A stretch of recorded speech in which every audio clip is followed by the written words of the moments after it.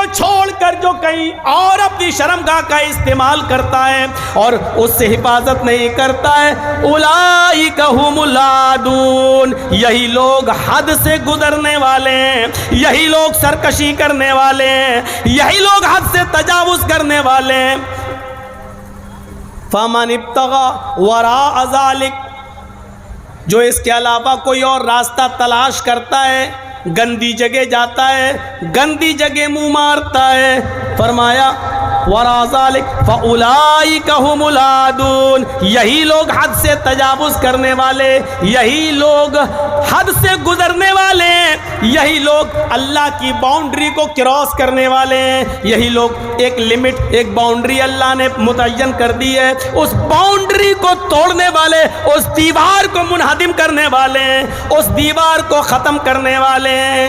اس کے بعد اللہ نے فرمایا والذین هم لاماناتہم وعہدہم راعون، جو اپنی امانتوں کا پاس و لحاظ رکھتے ہیں، امانتوں میں خیانت نہیں کرتے، اور جو اپنے عہد و پیمان وعدے کے پورے پکے ہیں، عہد و پیمان کی رعایت برتتے ہیں، اپنے وعدے پر قائم رہتے ہیں، اپنے زبان پر کھڑے اترتے ہیں، اپنی زبان کے پکے ہیں، اپنے وعدے اور عہد کے پابند ہیں۔ والذین هم علی صلاتہم یحافظون، اور جو اپنی نمازوں کی محافظت برتتے ہیں۔ پوری ایک لسٹ بیان کرنے کے بعد فرمایا اولئک هم الوارثون الذین یرثون الفردوس هم فیہا خالدون، یہی لوگ جنت الفردوس کے وارث ہیں، یہی لوگ وارث ہیں، جنت الفردوس کے حقدار ہیں، جس میں وہ ہمیشہ رہیں گے۔ یعنی کامیاب انسان جنتی انسان ہے۔ فمن زحزح عن النار وادخل الجنہ، جو جہنم سے بچا لیا جائے اور جنت کے اندر داخل کر دیا جائے وہ کامیاب ہے، وہ انسان کامیاب ہو گیا ہے۔ میرے بھائیوں، کامیاب کی انسان کی پوری ایک لسٹ ہم نے آپ کے سامنے بیان کر دی ہے۔ یہ ہیں کامیاب لوگ، یہ تو قرآن سے میں نے بتایا، قرآن سے بتایا۔ آئیے حدیثوں میں کامیاب انسان کس کو کہا گیا ہے؟ حدیث میں جنتی انسان کس کو کہا گیا ہے؟ آئیے پہلا عمل بتاتے ہیں آپ کو۔ ما منکم من احد یتوضأ فیحسن الوضوء ثم قال اشہد ان لا الہ الا اللہ واشہد ان محمدا عبدہ ورسولہ الا فتحت لہ ابواب الجنۃ الثمانیۃ۔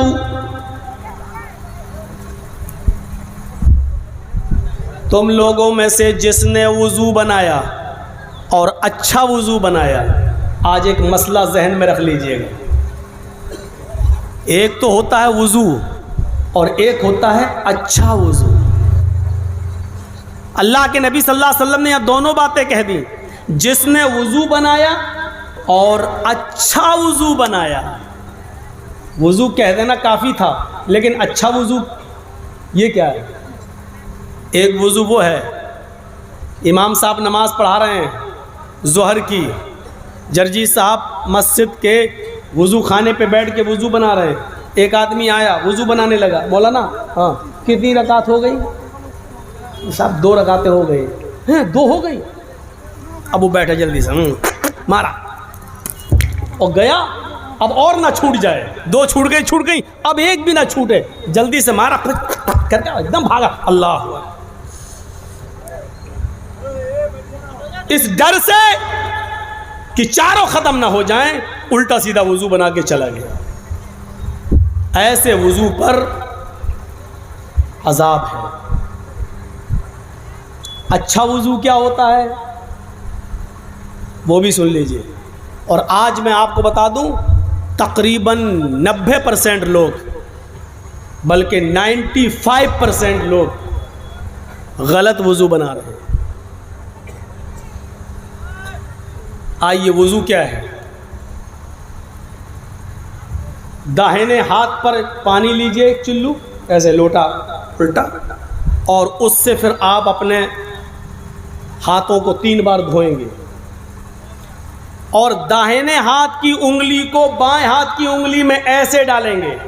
اب بتائیے کس کو دکھاؤں؟ یہ موبائل اتنے اونچے اونچے لگے ہیں بیچارے، یہاں کے لوگ کیسے دیکھیں؟ یہ ہاتھ دھویا یہ، اور اس کے بعد میں پھر یہ انگلی داہنی ایسے لے کے یہ، پھر یہ، ابھی ایک بار ہو گیا، پھر دوبارہ پانی لیجئے، پھر اس کو ایسے ملیے، اور پھر دائیں ہاتھ کی انگلی کو بائیں ہاتھ کے اندر اور بائیں ہاتھ کی انگلیوں کو دائیں ہاتھ کی انگلیوں کے اندر ڈال کے خلال کی، یہ 3 بار.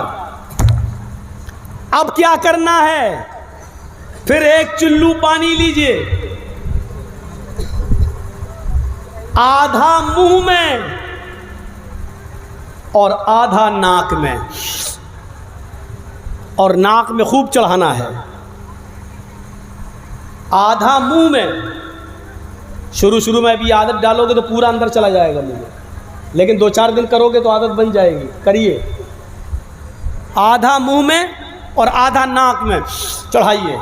اب داہنے ہاتھ کی انگلی سے دانت کو رگڑیے، اور بائیں ہاتھ کی اس انگوٹھے اور اس انگلی کو ناک میں ڈالیے ایسے، پھر انگوٹھے سے یہ نتھنا دبائیے اور ناک جھاڑیے ایسے. میں زور سے نہیں کروں گا نہیں تو یہی نکل جائے گی ایسے. پھر اس انگلی سے یہ پکڑیے، پھر اس کو جھاڑیے، پھر دونوں سے ایسے کر کے ناک کو جھاڑیے. یہ پہلی بار. پھر اسی طریقے سے دوسرا لیجئے، آدھا منہ میں آدھا ناک میں. معاف کیجئے گا بڑی ہی معذرت کے ساتھ، جو لوگ 3 بار کلا کر کے الگ سے پھر ناک کے لیے 3 بار الگ سے پانی لیتے ہیں، وہ حدیث ضعیف ہے.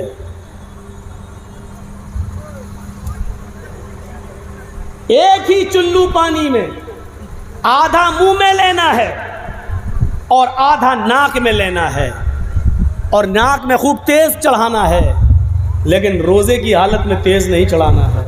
اگر رمضان کا مہینہ ہو یا آپ روزے سے ہو تو بس ایسے، بس زیادہ تیز نہیں تو حلق میں چلا جائے گا.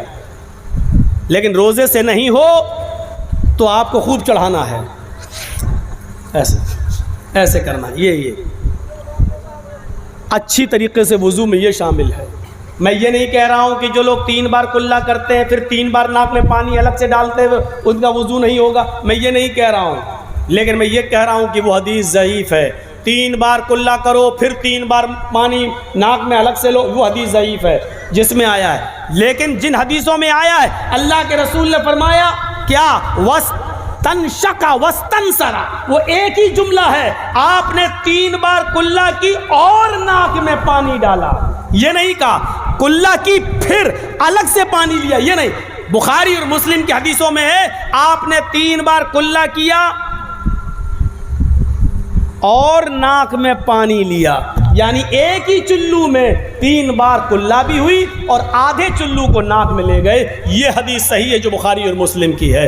تو جس نے وضو بنایا اور اچھی طریقے سے وضو بنایا، اب سر کا مسح کیسے ہوگا؟ دونوں ہاتھوں کو تر کیجیے اور سر کو ایسے یہاں سے پیشانی کے یہاں سے اپنے دونوں ہاتھوں کو لے جائیے. اب جو سلمان خان کی طرح ہیرو بنے ہوں وہ غور سے سنیں، وہ ایسے کر لیتے ہیں تاکہ وہ مانگ خراب نہ ہو جائے. تو اپنے مانگ کے چکر میں اپنا وضو خراب کر رہا ہے.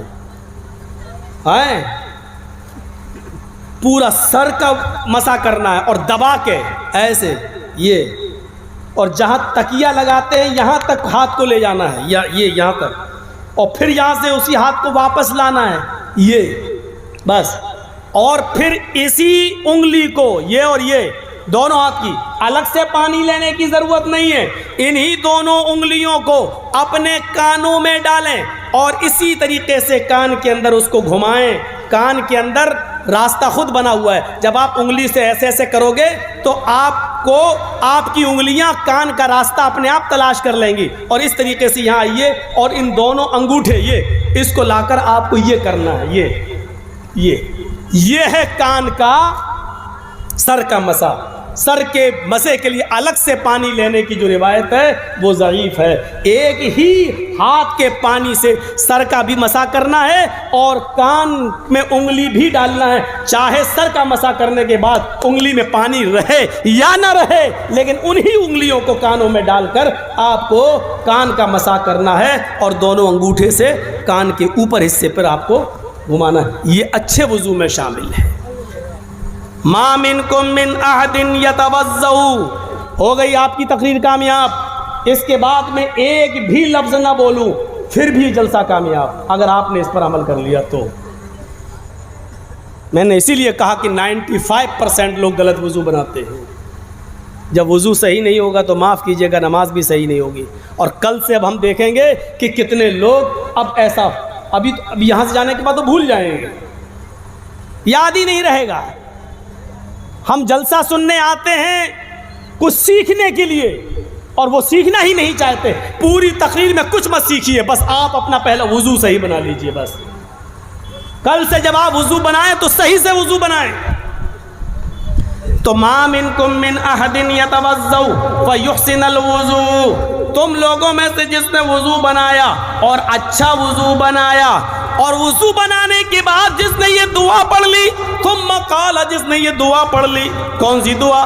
اشہد ان لا الہ الا اللہ واشہد ان محمدا عبدہ ورسولہ، بس وضو کے بعد کی اتنی ہی دعا ہے۔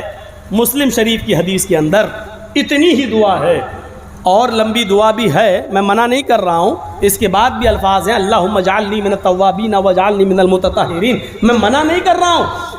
حسن روایت کے ساتھ امام ترمذی نے اس کو سنن ترمذی کے اندر بیان کیا ہے، اپنی ترمذی کے اندر نقل کیا، وہ حدیث صحیح ہے، میں منع نہیں کر رہا ہوں، پڑھنا جائز ہے، ناجائز نہیں کہہ رہا ہوں میں، لیکن اگر کوئی اتنی لمبی دعا نہیں پڑھتا ہے، صرف اتنی پڑھ لے کافی ہے، کافی ہے۔ یاد ہونے کے باوجود بھی اگر نہیں پڑھتا اللہم اجعلنی من التوابین واجعلنی من المتطہرین تو کوئی فرق نہیں پڑتا، صرف اتنی دعا پڑھ لے تو کافی ہے۔ اشہد ان لا الہ الا اللہ واشہد ان محمدا عبدہ ورسولہ، اس لیے کہ مسلم شریف کی حدیث میں وضو کی اتنی ہی دعا آئی ہے، جس نے وضو بنایا اور اچھی طریقے سے وضو بنایا اور وضو بنانے کے بعد پھر یہ دعا پڑھ لی، کامیابی کیسی ملے گی؟ الا فتحت لہ ابواب الجنت الثمانیہ، اللہ کے نبی فرماتے ہیں اس آدمی کے لیے اللہ تعالی جنت کے 8 دروازے کھول دے گا۔ قیامت کے دن 8 دروازوں پر فرشتے کھڑے ہوں گے اور کہہ رہے ہوں گے اے اللہ کے نیک بندے، تیرے لیے 8 دروازے کھلے ہیں، تو جنت کے جس دروازے سے داخل ہونا چاہے ہو جا، تو جنت کے جس دروازے سے جانا چاہے چلا جا، تیرے لیے جنت کے 8 دروازے کھلے ہوئے ہیں، تو جنت کے جس دروازے سے جانا چاہے چلا جا۔ جس کے لیے جنت کے 8 دروازے کھل جائیں اس سے زیادہ کامیاب مومن کوئی ہو سکتا ہے، لیکن وضو اچھی طریقے سے بنانا پڑے گا، وہ والا نہیں۔ اچھے وضو میں ایک چیز اور شامل ہے، کیا ہے؟ 3 بار جب ہم چہرہ دھل لیں، سنیے، 3 بار ایسے کر کے چہرہ جب دھل لیں تو 3 بار چہرہ دھلنے کے بعد پھر 1 چلو پانی لے کر، الگ سے 1 چلو پانی لے کر داڑھی میں ایسے ڈالیں اور پھر ایسے کریں، یہ داڑھی کا خلال یہ ایسے، یہ الگ سے 1 چلو پانی لے کر 3 بار چہرہ دھلنے کے بعد پھر 1 چلو پانی لے کر داڑھی میں ڈال کے ایسے ایسے یہ داڑھی کا خلال کریں، لیکن داڑھی کا خلال وہ کریں گے جن کی داڑھی ہے۔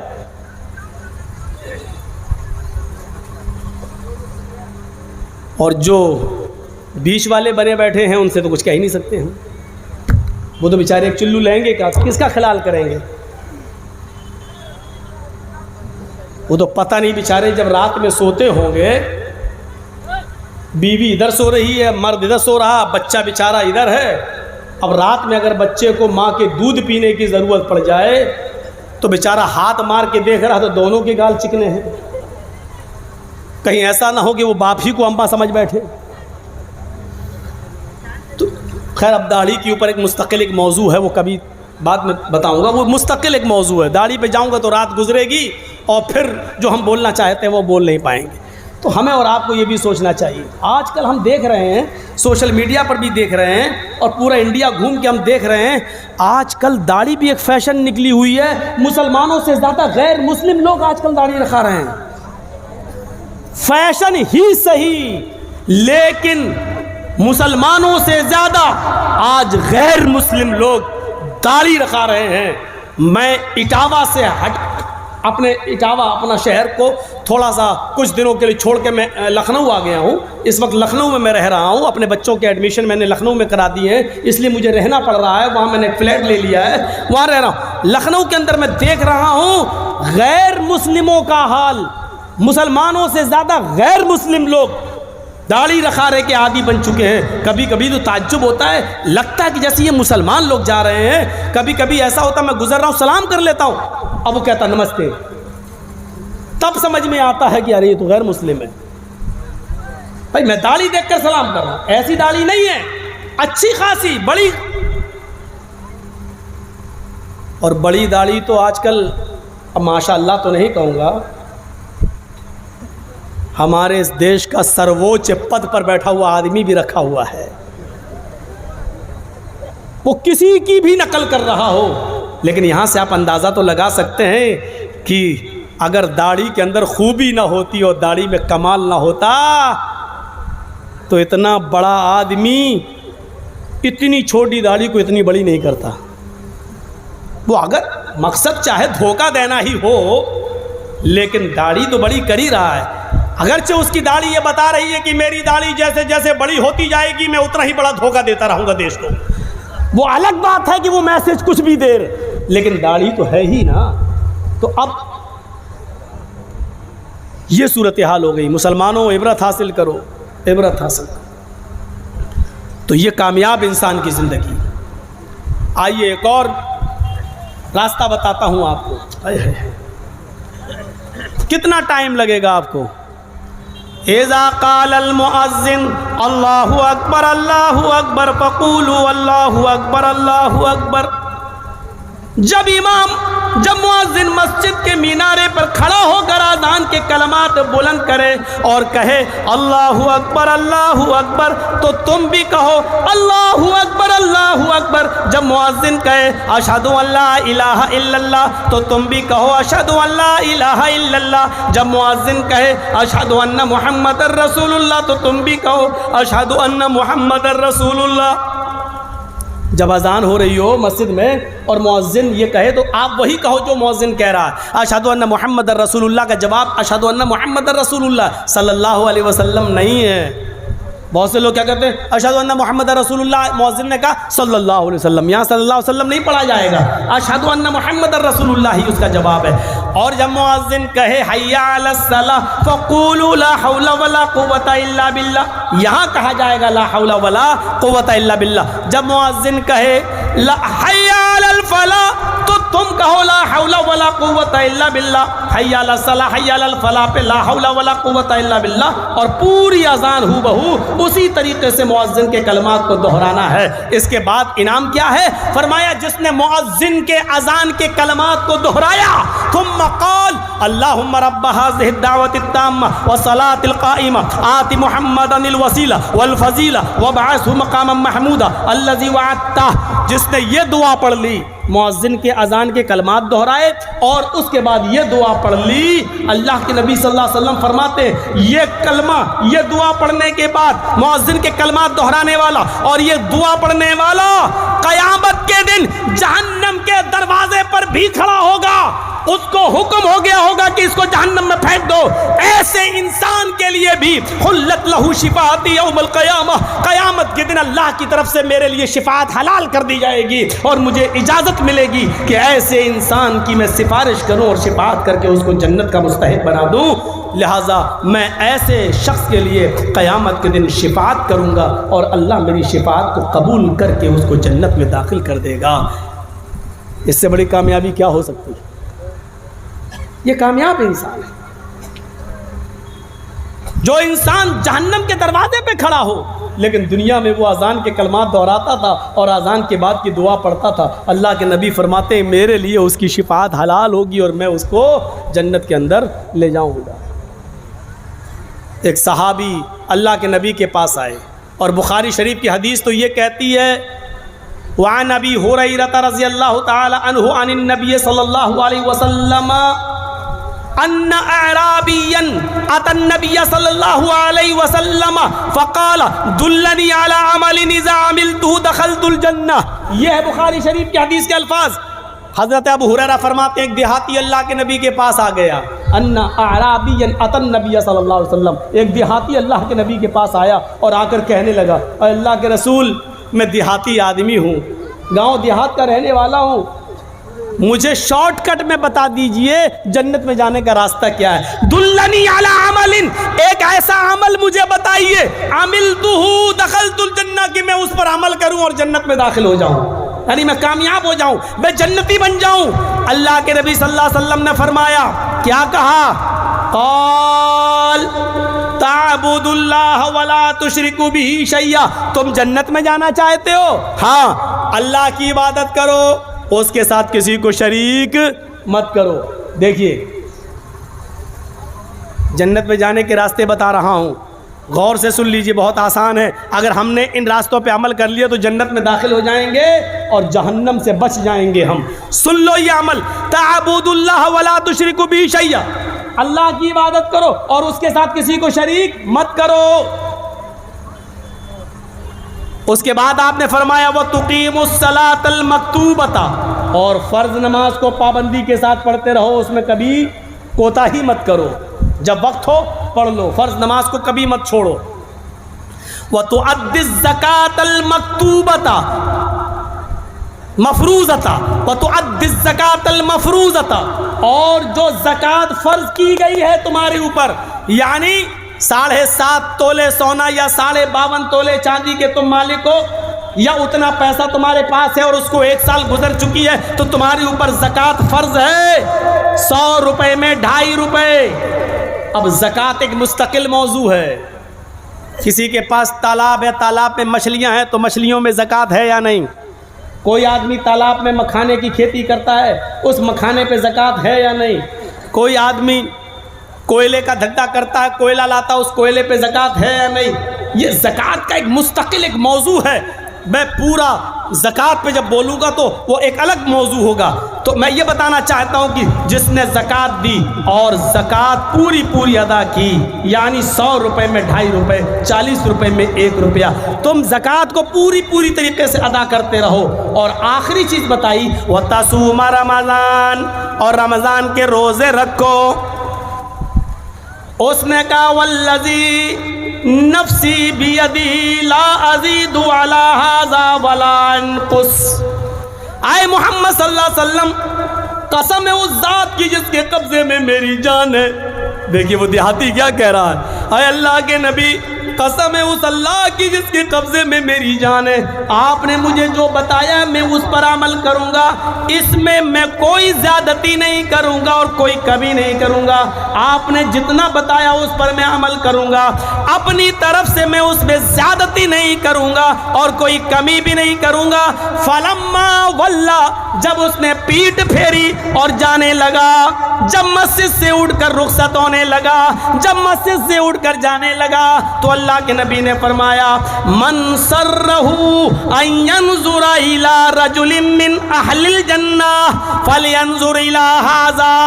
اے نمازیوں، اے مسجد میں نماز پڑھنے آنے والے صحابیوں، اگر تمہیں کسی جنتی آدمی کو دیکھنا ہو جس نے ابھی تک کسی جنتی آدمی کو دنیا میں نہ دیکھا ہو، وہ دیکھ لے یہ جنتی آدمی جا رہا ہے، دیکھ لے کہ یہ جنتی آدمی جا رہا ہے. یعنی یہ آدمی ہمارے پاس آ کر بیٹھا، اس نے کہا کہ میں آج کے بعد اللہ کی عبادت کروں گا، اس کے ساتھ کسی کو شریک نہیں کروں گا، میں 5 وقت کی نماز کی پابندی کروں گا، میں زکوٰۃ بھی ادا کروں گا اور رمضان کے روزے بھی رکھوں گا، میں کچھ بڑھاؤں گا نہیں اپنی طرف سے اور کچھ گھٹاؤں گا بھی نہیں اپنی طرف سے. اللہ کے نبی کہتے ہیں یہ کہہ کر جانے والا آدمی جنتی ہے، اور جس نے دنیا میں کسی جنتی انسان کو نہ دیکھا وہ دیکھ لے یہ جنتی انسان جا رہا ہے،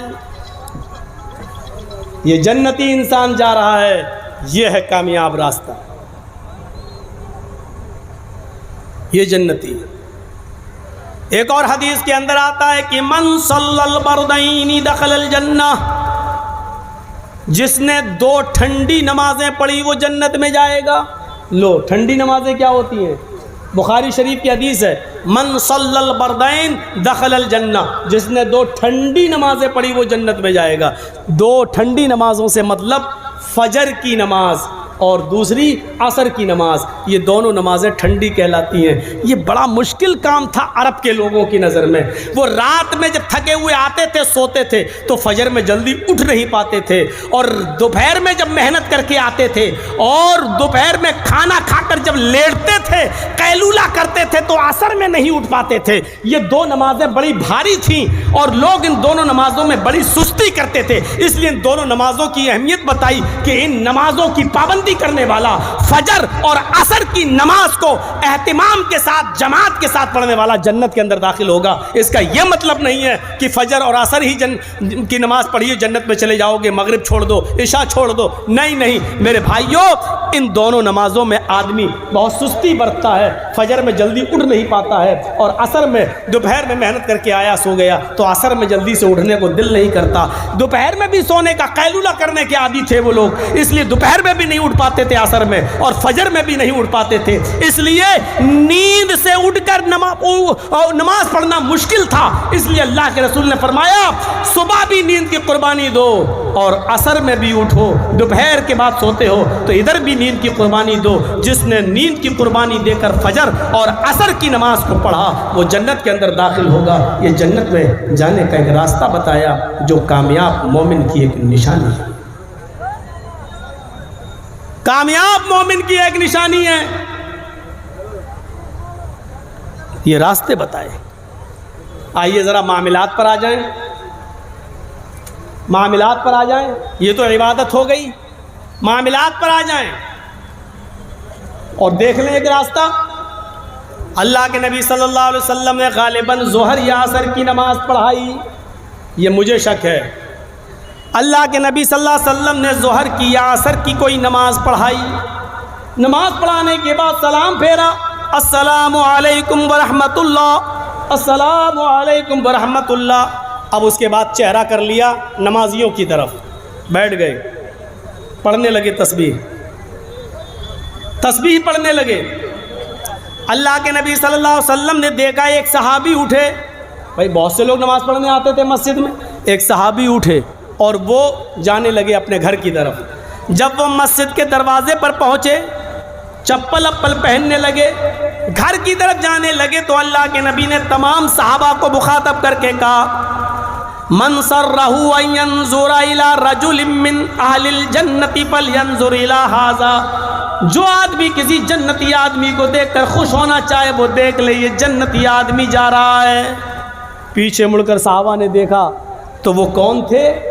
حضرت ابو سعید خدری رضی اللہ تعالیٰ عنہ۔ تمام صحابہ سوچنے لگے کہ اتنی لوگوں میں، اتنے صحابہ میں اللہ کے نبی نے انہی کو جنتی کیوں کہا؟ شاید کوئی عمل ہوگا۔ دوسرے دن پھر نماز پڑھائی اور دوسرے دن جب سلام پھیرا تو پھر وہی صحابی اٹھے اور جانے لگے۔ اللہ کے نبی نے دوسرے دن بھی کہا جس نے جنتی آدمی نہ دیکھا وہ دیکھ لے یہ جنتی آدمی جا رہا ہے۔ تیسرے دن بھی آپ نے نماز پڑھائی اور نماز پڑھانے کے بعد جب سلام پھیرا تو پھر وہ صحابی اٹھے اور جانے لگے۔ اللہ کے نبی نے کہا جس نے جنتی آدمی نہ دیکھا ہو وہ دیکھ لے یہ جنتی آدمی جا رہا ہے۔ صحابہ نے پھر پیچھے مڑ کے دیکھا تو وہی ابو سعید خدری۔ حضرت عبداللہ ابن عمر نے کہا 3 دن سے برابر اللہ کے نبی انہی کو جنتی کہتے چلے جا رہے ہیں، پتہ نہیں یہ کیا عمل کرتے ہیں۔ بھائی جتنی ہم نمازیں پڑھتے ہیں اتنی یہ پڑھتے ہیں، جتنا ہم روزہ رکھتے ہیں اتنا یہ رکھتے ہیں، جتنا ہم عمل کرتے ہیں اتنا یہ عمل کرتے ہیں، پھر ہم جنتی نہیں یہ جنتی، ایسا کیوں؟ تو دل میں سوچا ہو سکتا ہے شاید گھر میں یہ کچھ ایسا عمل کرتے ہو کہ جس کی وجہ سے اللہ کے رسول نے ان کو جنتی کہا ہو اور جبرائیل نے بتا دیا ہو کہ اللہ کے نبی یہ جنتی ہیں۔ تو حضرت عبداللہ ابن عمر ان کے گھر چلے گئے اور نوجوانوں ذرا دیکھو ادھر اور عبرت حاصل کرو، ان کے جنتی ہونے کی وجہ کیا تھی؟ کتنا معمولی کام تھا اور ہم اتنا معمولی کام نہیں کر پا رہے ہیں۔ حضرت عبداللہ ابن عمر جب ان کے گھر پہنچے تو فرمایا کہ میں تمہارے گھر رہنا چاہتا ہوں 2-3 دن۔ ابو سعید خدری نے کہا کیوں، کیا بات ہے؟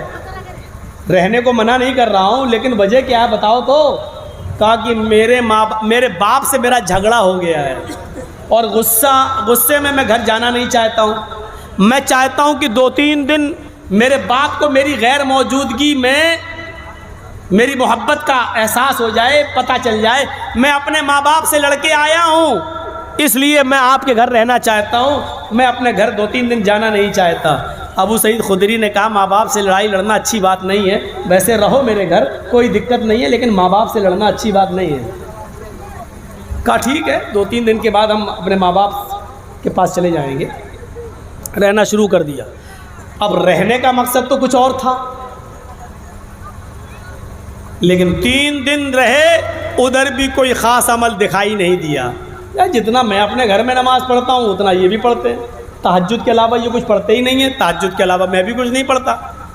تو آخر کیوں اللہ کے رسول نے ان کو جنتی کہا؟ جب 3 دن پورے ہو گئے، جب یہ وہاں سے جانے لگے تو ابو سعید خدری نے کہا کیا بات ہے، ماں باپ تو آئے نہیں تمہیں بلانے اور تم جا رہے ہو؟ فرمایا اے ابو سعید خدری، میں اپنے ماں باپ سے ناراض ہو کر نہیں آیا تھا، میں نے آپ سے جھوٹ کہا تھا۔ اچھا، اور جب صحیح بات بتا دی تو اب جھوٹ کہاں رہ گیا؟ کہا میں تو صرف یہ دیکھنے آیا تھا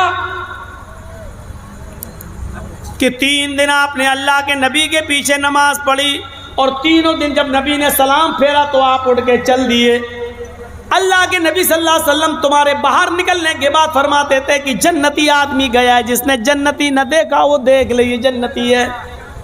میں نے دیکھا کہ تمہارا عمل ہم سے زیادہ نہیں ہے، شاید گھر میں کوئی عمل کرتے ہو، میں گھر میں تمہارا عمل دیکھنے کے لیے چلا آیا اور بہانہ یہ کیا کہ میرے ماں باپ مجھ سے ناراض ہیں، لیکن دیکھ یہ رہا تھا کہ آپ گھر میں کیا کرتے ہیں۔ آپ کا گھر میں بھی کوئی عمل ایسا نہیں ہے جو مجھ سے زیادہ ہو، جتنا آپ اپنے گھر میں کرتے ہیں اتنا میں بھی اپنے گھر میں کرتا ہوں، لیکن وجہ سمجھ میں نہیں آ رہی ہے۔ اللہ کے نبی نے آپ کو جنتی کہا، لیکن ہم لوگوں کو جنتی کیوں نہیں کہا؟